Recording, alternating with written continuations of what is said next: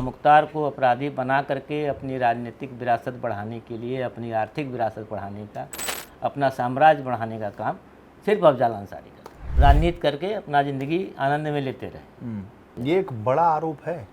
हाँ, एकदम सही आरोप है। मैं जान रहा हूँ ना, बड़े नज़दीकी से बड़ा हम लोगों का उनका रिश्ता रहा है ना। आप देखिए इन लोगों का रिकॉर्ड जेल में रहते हुए कितने क्राइम की कराए। उस समय मुख्तार के हमको लगता है कम उम्र रही हो, कम समझ रही होगी, ग्लैमर में अपना निकाल दिए अपना। चलो भाई, मुख्तार की खुद की भी इच्छा थी कि नहीं यही एक मार्ग है।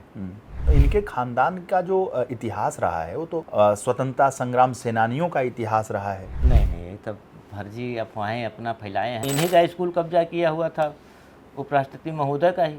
कृष्णानंद राय की हत्या हुई, चुटिया काट लेंगे। लेकिन चुटिया काटने का मतलब क्या है जी। चुटिया किस चीज़ का प्रतीक? हिंदुत्व का प्रतीक है ना।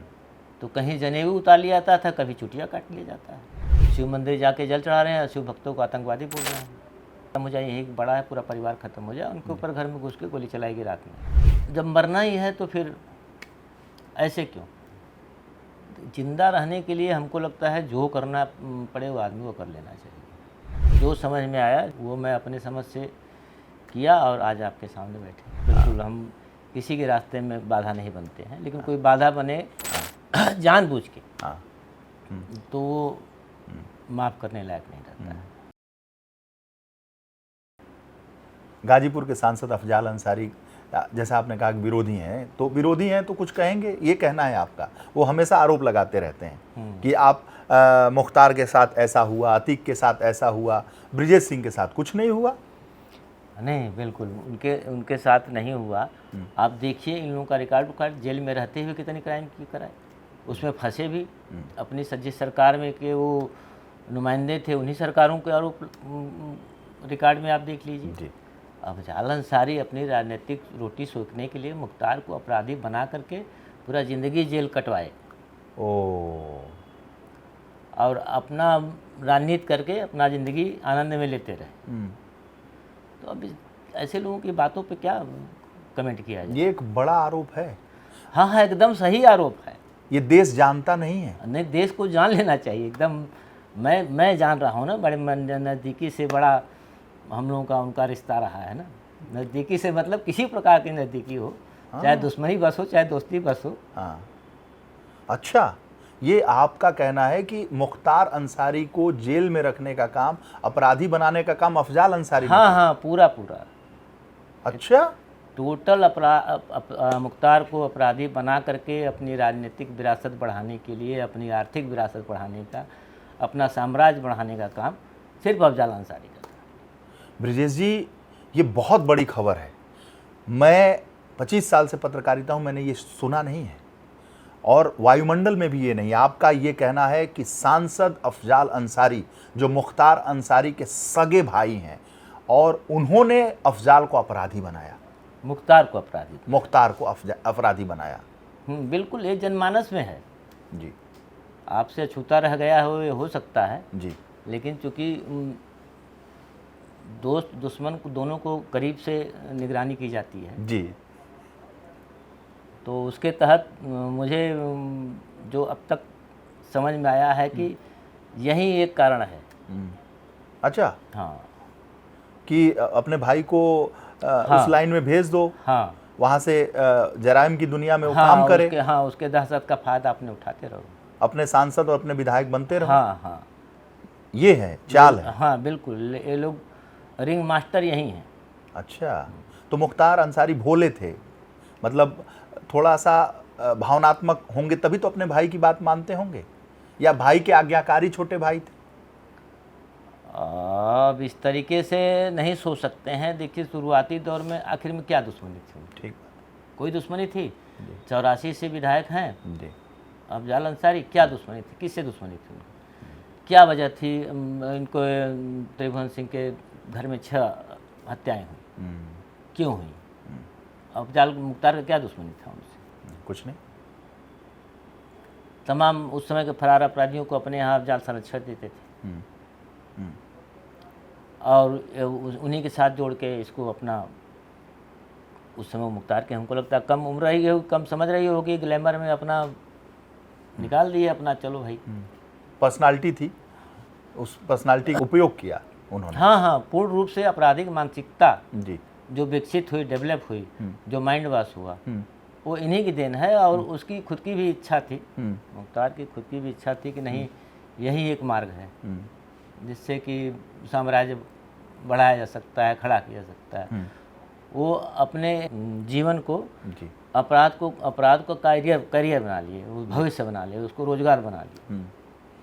तो बड़े भाई होने के नाते इनको तो रोकना चाहिए था ना। हर आदमी, बड़ा भाई एक नया रास्ता, अच्छा रास्ता दिखाता है।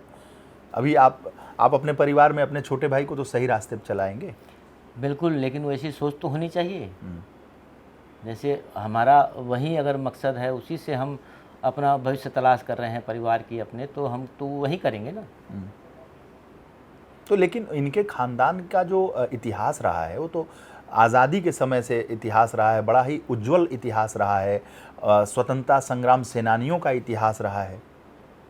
नहीं नहीं, ये तब फर्जी अफवाहें अपना फैलाए हैं। अड़ोस पड़ोस में, अगल बगल में जो कोई रहा है, सबको अपना नाम जोड़ करके अपने उसका फ़ायदा उठाने के लिए सब वो है। ऑन रिकॉर्ड आप देखेंगे, चाहे तो हम आपको रिकॉर्ड भी भिजवा देंगे जी। तमाम। कभी मेजर उस्मान का नाम लेते हैं, कभी इनका नाम लेते, कभी उनका नाम लेते हैं। ये रहने वाले कहाँ के हैं, आकर के यहाँ की पीढ़ियाँ नहीं है, और रहने वाले कहीं और से आके यहाँ बसे हैं। कहाँ से इनके ख़ानदान में वो सब हो गए? वो सब अपने राजनीतिक लाभ के लिए और किसी भी तरीके से अपने साम्राज्य को बढ़ाने के लिए हर बड़े नाम को अपने नाम के साथ जोड़ लिए। कभी उपराष्ट्रपति का जिक्र करते हैं कि हमारे ख़ानदान के हैं, कभी मेजर उस्मान की बात करते हैं। बहुत सारे जो महापुरुष हैं उनसे अपने परिवार को जोड़ते हैं। आज़ादी के इतिहास में इंडियन नेशनल कांग्रेस के जो अध्यक्ष रहे उनको अपना नाना बताते हैं। क्या है ये सब? अच्छा, ये बताइए आप, एक बार मैं रिकॉर्ड आपको मंगवा के दे देता हूँ जी। कि ये रहने वाले कहाँ के हैं, कहाँ से आके बसे, किस तरीके से किसी मोहल्ले में आए और वहाँ के किसी बड़े नाम को अपना। भाई आप किसी गांव में हैं तो आप उस गांव के किसी भी घर के अगर भांजे हैं तो पूरा गांव है आपका मामा हो गया। जी जी जी, हाँ होता है, गांव में तो ऐसे ही होता है। हाँ, तो इसी तरीके से सब इनके नाना हो गए, सब इनके दादा हो गए। नहीं तो इन्हीं का स्कूल कब्जा किया हुआ था, उपराष्ट्रपति महोदय का ही। अच्छा। इन्हीं का स्कूल कब्जा किया हुआ था। और जब वो आकर उपराष्ट्रपति बन गए तो फिर सम्मान जो भी होता है, हाँ, दे दिया गया। हाँ, नहीं तो सब प्रयास कर दिए, नहीं पाए। अच्छा, अफजाल अंसारी की जो पर्सनालिटी अपने को डेवलप करते हैं वो तो एक बड़े इंटेलेक्चुअल्स, बहुत ही संजीदा इंसान की छवि लेकर आते हैं। कहते हैं कि मतलब ये अलग तरह का एक रूप हमें देखने को मिलता है। देखिए, दो रूपे में जीवन जिए हैं वो, हमेशा दो रूप बना के जीवन जिए। और राजनीति के माहिर हैं। 84 से राजनीति में है, कम्युनिस्ट की राजनीति करते थे, पहली बार कम्युनिस्ट विधायक थे। तो माया में माहिर हैं, माया का खेल करते रहते हैं। अच्छा, मुख्तार किस तरह का इंसान था? जैसे आपने कहा ना, बहुत नज़दीक से हम ऑब्जर्व किया उनको, कैसा था वो आदमी? वो एक तरीके से जैसे भी हो, वो अपराध को अपना पेशा बना लिए थे। उसी लाइन में जीना, उसी में दिन रात सोचना, वहीं करना, बस यही जीवन शैली बना लिए थे। कृष्णानंद राय की हत्या हुई, चुटिया काट लेंगे, ये सब ये क्या था? ये सब देखिए, चाहे जैसे भी, ये धर्म पे ही प्रहार है। आपकी किसी से दुश्मनी है, आपका कोई मार रहा है, आप मार दें, एक चलता है भाई। लेकिन चुटिया काटने का मतलब क्या है जी? चुटिया किस चीज़ का प्रतीक? ठीक बात है, हिंदुत्व का प्रतीक है ना। तो कहीं जनेऊ उतार लिया जाता था, कभी चुटिया काट लिया जाता है। धर्म उसमें कहीं ना कहीं था, निश्चित रूप से। चुटिया से क्या मतलब है? नहीं, आप मारने के इच्छुक थे, मार लिए, तो फिर चुटिया से क्या मतलब है? ठीक बात है। लेकिन वो दावा करते हैं कि गाजीपुर के जितने हिंदू हैं, ब्राह्मण हैं, भूमिहार हैं, ठाकुर हैं, वो सब हमारे साथ हैं। हम कैसे धर्म विरोधी, हिंदू विरोधी? नहीं, देखिए, दावा करना आज की राजनीतिक हिसाब से जिस तरीके से जातियों में बटा हुआ है मामला जी, और जिस तरीके से कभी सपा, कभी बसपा, कभी कोई पार्टी से संबंध बना करके वो अपना राजनीतिक रोटी सेक लेते हैं, जातिगत समीकरण के हिसाब से जीत जाते हैं। जी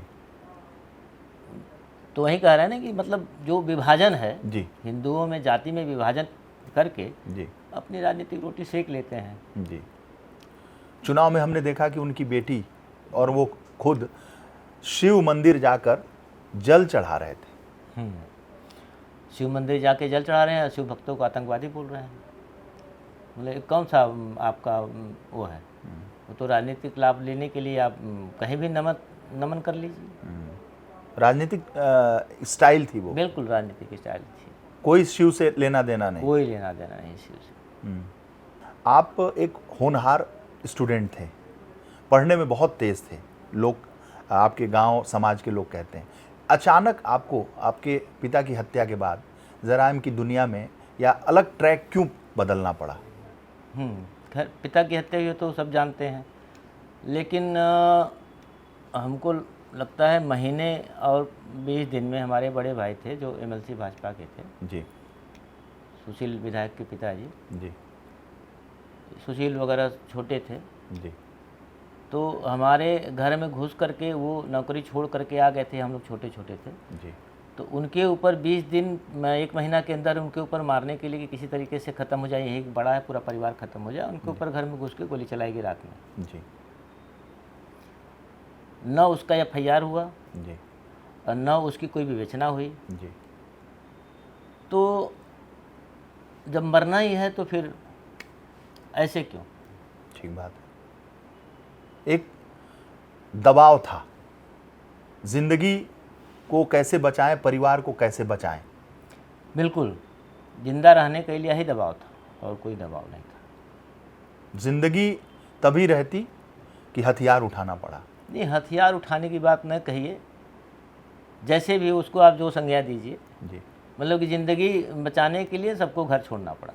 क्या उसमें मुख्तार परिवार का हाथ था या उनके किसी गिरोह का? नहीं, दरअसल वो है क्या कि वो धीरे धीरे सब आपस में एक संगठन बन ही गया उन लोगों का, जी और उसी दबाव में वो लोग फरार भी हुए। जी फरार हुए, कई का तो पुलिस ने इनकाउंटर किया। जी जी वो शुद्ध रूप से आपराधिक लोग थे जी और अपराध करना पेशा था, अपराध करते थे। जी। आप बनारस से दूर पलायन करना पड़ा या हम कह सकते हैं फरारी काटनी पड़ी, क्या था वो? जिंदा रहने के लिए हमको लगता है जो करना पड़े वो आदमी को कर लेना चाहिए।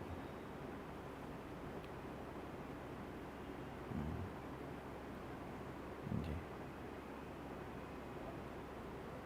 मुझे जो समझ में आया,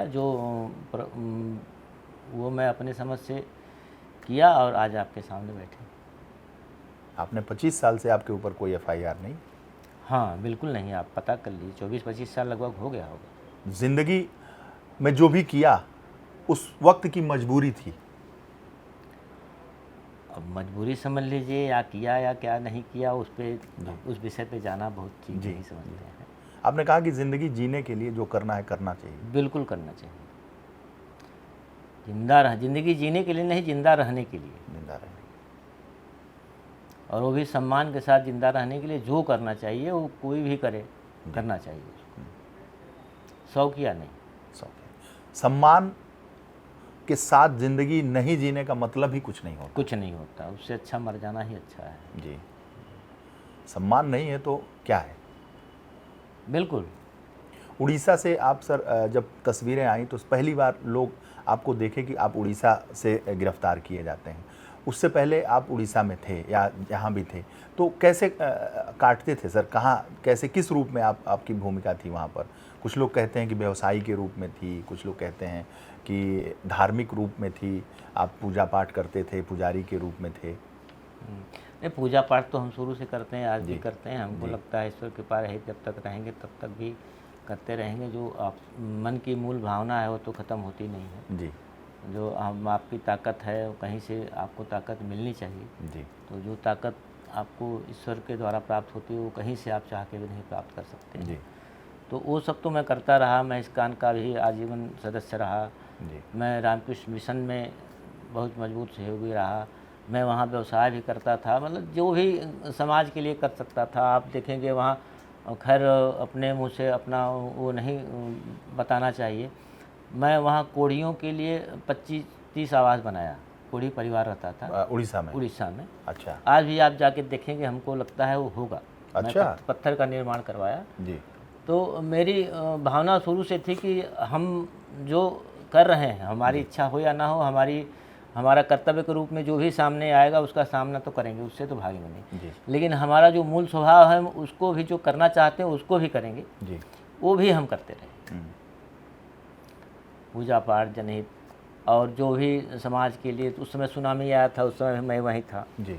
तो उस समय जितना भी बन पड़ा मैं वहाँ के समाज के लिए किया। एक पत्रकार हम लोगों के सीनियर थे, किसी ज़माने में एक चैनल में वहाँ ब्यूरो चीफ थे, बाद में हमारे साथ में रहे। तो वो कहते थे कि जब हम लोग वहाँ थे तो आपकी गिरफ्तारी से पहले वो कहते थे कि हम लोग जब कहीं भी जाते थे तो आप आते थे, तो एक बहुत ही सज्जन सरल सहृदय रूप में वो आप दिखते थे उनको, और वो जान भी नहीं पाते थे कि आपका नाम जो इतना गूंज रहा है देश में वो आप ही हैं।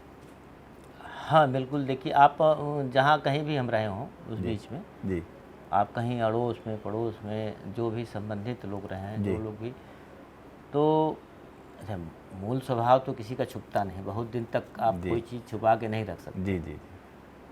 तो मूल रूप से स्वभाव तो मेरा वही है जी, सज्जनता का। हाँ, लेकिन सज्जनों के लिए सज्जन है, शरीफों के लिए शरीफ, बदमाशों के लिए सज्जन नहीं। हाँ, रंगबाजों के लिए नहीं, उनके लिए सज्जन नहीं। हाँ, गुंडई बर्दाश्त नहीं, वो नहीं चलेगा। हाँ, असम्मान बर्दाश्त नहीं है। नहीं चलेगा। हाँ हाँ, रंगबाजी करके नहीं करो। हाँ बिल्कुल। जियो और जीने दो। हाँ, जियो और जीने दो। हाँ, हम भी खुश तुम भी खुश। हाँ बिल्कुल। हम किसी के रास्ते में बाधा नहीं बनते हैं, लेकिन कोई बाधा बने जानबूझ के, तो वो माफ़ करने लायक नहीं रहता है। एक कहावत गुरु सीएम साहब कहते हैं कि छेड़ोगे तो छोड़ेंगे नहीं, छेड़ोगे तो नहीं छोड़ेंगे। बिल्कुल सही बात है। हाँ, छोड़ना भी नहीं चाहिए। हाँ, आपकी इस बात पे मैं बड़ा कायल हूँ कि, और आपके तेवर को भी मैं देख रहा हूँ और सुनता तो मैं बहुत दिनों से रहा, लेकिन आप इस बात पे ज़रूर कायम हैं कि एक सीमा के नीचे बर्दाश्त नहीं हो। बिल्कुल बिल्कुल, एक सीमा के नीचे बर्दाश्त नहीं। आपसे हम जब बात कर रहे हैं तो हम लोग भी समाज में रहते हैं, एक बॉडी लैंग्वेज रिफ्लेक्ट करती है। उस बॉडी लैंग्वेज को मैं महसूस कर रहा हूँ। उस महसूस ये कर रहा हूँ कि ठीक है, आप इंटरव्यू तो कर रहे हो, लेकिन भाई देखो ऐसा है कि एक सीमा तक ही सब ठीक है, जायज़ है। हाँ, मेरी मुस्कुराहट को ये ना समझ लेना कि बहुत मैं मुस्कुरा का मतलब बहुत ये मामला हल्का का मामला नहीं है। हाँ, ये आपके इस इंटरव्यू में, जबकि आप ये जान भी रहे हैं कि ये प्रसारित भी होगा, बावजूद भी उससे एक जो सीमा रेखा है उससे नीचे आप नहीं आ रहे हैं। बार बार कह रहे हैं कि नहीं भाई, वो बर्दाश्त नहीं करूँगा। हाँ बिल्कुल, वो तो कभी भी नहीं। ये आपके पिताजी ने ये बीज डाली थी कि सम्मान के साथ रहना, सिर झुका के मत रहना, डरना मत, और अन्याय के खिलाफ खड़े होना। बिल्कुल, आप पिताजी भी कह सकते हैं, कोई भी संस्कार तो माँ बाप से ही आता है जी। ये आप पूर्वजन्मों से कुछ संचित होता है, कुछ माँ बाप से आता है, कुछ समाज में रह के होता है जी। और मैक्सिमम आपको अगर ग्रहण करने की क्षमता है तो शास्त्रों से मिलता है जी। कि जीवन कैसे जीना चाहिए। जी। तो मैं जहाँ मुझे कुछ भी अच्छा लगा जी। किसी के पास से जो लगा कि मुझे करना चाहिए, वो मैंने सीखा और आचरण में जी उतारने की कोशिश भी की। जी। आपके पास मैं इंटरव्यू करने आ रहा था तो एक भाव मेरा था कि मैं चल रहा हूँ इस देश के सबसे दबंग शख्सियत का इंटरव्यू करने, क्या व्यवहार होगा, कैसा परिवेश होगा, लेकिन आपको देख के बड़ा सहज भाव महसूस हो रहा है। आप ऐसे ही हैं। हाँ, मूल तो ऐसे ही। हाँ, मूल तो ऐसे ही। डरना नहीं चाहिए हमको। नहीं, अरे बाप रे, एकदम डर के तो हमको लगता है किसी को डरना नहीं चाहिए, किसी से भी। हाँ, डरना चाहिए तो अपने सिर्फ बुरे कर्मों से डरना चाहिए, बाकी और डरने लायक नहीं है। स्वामी विवेकानंद जी से एक बार पूछा है कि अगर आपको एक शब्द में दुनिया को कुछ देना हो, जी सिर्फ एक शब्द में, तो क्या दे के जाना चाहिए? जी तो एक वेद में वाक्य है अभी। अभी का मतलब है कि एकदम निडर रहो। निडर। निडर आप कब रहेंगे? जब आप नैतिक रूप से मजबूत रहेंगे। ओह, बहुत बड़ी बात आपने कही कि अगर आप नैतिक रूप से, हाँ, आपके अंदर झूठ है, फरेब है, बेईमानी है, मतलब तमाम तरीके के जो दुराचरण है, भ्रष्ट आचरण है तो आप मुंह से चाहे जितना बोल लीजिए, न वो प्रभाव आपके जीवन पे डालेगा, ना वो समाज पे कुछ प्रभाव डालेगा।